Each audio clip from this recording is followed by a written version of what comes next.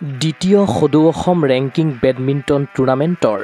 সফল সামৰণি গুৱাহাটী ক্ৰীড়া সন্থাৰ উদ্যোগ 4 শতাধিক খেলুৱৈৰ সমাৱেশ যোৱা 9ৰ পৰা 13 মেলৈ আৰজি বৰুৱা ক্ৰীড়া প্ৰকল্পৰ কনকলতা ইনডোৰ ষ্টেডিয়ামত অনুষ্ঠিত হয় দ্বিতীয় সংখ্যক সদৌ Assam ranking badminton tournament Assam badminton সন্থাৰ অধীনত গুৱাহাটী ক্ৰীড়া সন্থাই আয়োজন কৰা ৰেংকিং বেডমিণ্টন প্ৰতিযোগিতাখনত অংশগ্ৰহণ কৰিলে 23খন জিলাই বিগত দুটা দিনত প্ৰায় 453 গৰাকী ছাটলাৰে ক্ৰীড়াংগনত উজাৰি দিলে শ্ৰেষ্ঠত্ব 9 অনূৰ্ধ্ব 11 অনূৰ্ধ্ব 13 অনূৰ্ধ্ব 15 অনূৰ্ধ্ব 17 অনূৰ্ধ্ব 19 অনূৰ্ধ্বত ল'ৰা-ছোৱালী উভয়ে ছিংগলছ আৰু ডাবলছ শাখাত প্ৰতিনিধিত্ব কৰি উজলিল কেইবাগৰাকীও ছাটলাৰ মঙলবাৰে সন্ধিয়া অনুষ্ঠিত সামৰণি অনুষ্ঠানত মুখ্য অতিথিৰূপে উপস্থিত থাকিল বেডমিণ্টন এছ'চিয়েশ্যন অৱ ইণ্ডিয়াৰ সম্পাদক সঞ্জয় মিশ্ৰ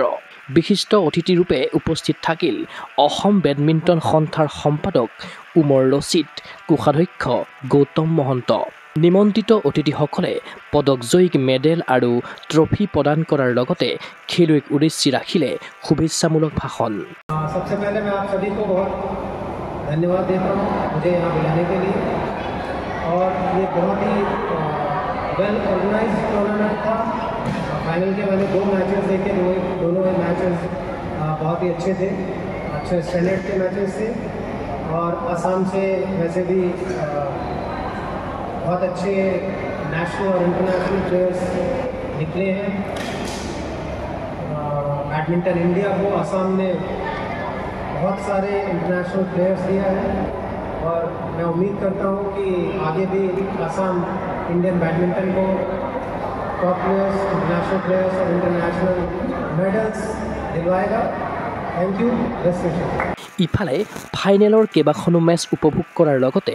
সামৰণি অনুষ্ঠানত উপস্থিত থাকি বঁটাসমূহ বিতৰণ কৰে গুৱাহাটী ক্ৰীড়া সন্থাৰ সভাপতি পৰেশ চন্দ্ৰ দাস উপসভাপতি ভোলা বড়ো বাদল দে অম্বা শইকীয়া পাটগিৰি যুটীয়া সম্পাদক কাজল পল চৌধুৰী বেডমিণ্টন সম্পাদক এম ৰঞ্জিত সিনহা এথলেটিক্স সম্পাদক ৰাঘৱেন্দ্ৰ মজুমদাৰ বাস্কেটবল সম্পাদক মনজিত হাজৰিকা ভলীবল সম্পাদক প্ৰদীপ শৰ্মা আৰু ফুটবল সম্পাদক এল প্ৰণৱ সিঙৰ দৰে সক্ৰিয় ক্ৰীড়া সংগঠকসকলে ৰেংকিং টুৰ্ণামেণ্টখন আয়োজন কৰাৰ সুবিধা প্ৰদান কৰাৰ বাবে অসম বেডমিণ্টন সন্থাক ধন্যবাদ জনালে জিএছএৰ বেডমিণ্টন সম্পাদক এম ৰঞ্জিত সিনহাই টুৰ্ণামেণ্টটো second all Assam ranking badminton tournament হয় তো আছাম বেডমিণ্টন এছ'চিয়েশ্যনৰ আণ্ডাৰত 5টা ৰেংকিং হয় কিন্তু আমাক মানে ছেকেণ্ডটো পাতিব দিছে এইটো under the aegis of the Assam badminton association পাতিছোঁ অল অসমৰ পৰা মানে প্লেয়াৰবিলাকে আহিছিলে এৰাউণ্ড 500 প্লেয়াৰ্ছ মানে ছাটলাৰ্ছ পাৰ্টিচিপেট কৰিছিলে আৰু ইভেন 630 হৈছিলে আজি এইটো ষ্টাৰ্ট হৈছিলে 9 মে টু 13 মে আজি ক্লজিঙৰ দিন এতিয়া জাষ্ট শেষ হৈছে আৰু আজিৰ ক্লজিঙত আমাৰ অল ইণ্ডিয়া বেডমিণ্টন এছ'চিয়েশ্যনৰ Sanjay Mishra sir who is the general secretary he present আছিলে আৰু লগত আমাৰ secretary Assam badminton association Amar Rashid ডাঙৰীয়া আৰু ট্ৰেজাৰাৰ গৌতম মহন্ত ডাঙৰীয়া আছাম বেডমিণ্টন এছ'চিয়েশ্যন আছিলে 9 বয়জ গাৰ্লছ আণ্ডাৰ 19 বয়জ গাৰ্লছলৈকে হৈছিলে ডাবল আৰু ছিংগল ল'ৰা ছোৱালী দুটা ক্ৰীড়া অনুৰাগীৰ আশা এনে ৰেংকিং টুৰ্ণামেণ্টৰ আচলত ধৰি ক্ৰীড়াংগনত আগুৱাই যাওক অসমৰ উদিত ছাটলাৰ ভিডিঅ' জাৰ্নেলিষ্ট জৱান ৰাভাৰ সহযোগত চিন্ময় বৰাৰ প্ৰতিবেদন কুগো স্পৰ্টছ এনে ফিজিকেল এডুকেশ্যন বিষয়ত ডিগ্ৰী পাঠ্যক্ৰমৰ কাৰণে অসম তথা উত্তৰ পূৰ্বাঞ্চলৰ প্ৰথমখন শিক্ষানুষ্ঠান অভিৰুচি ইনষ্টিটিউট অৱ ফিজিকেল এডুকেশ্যন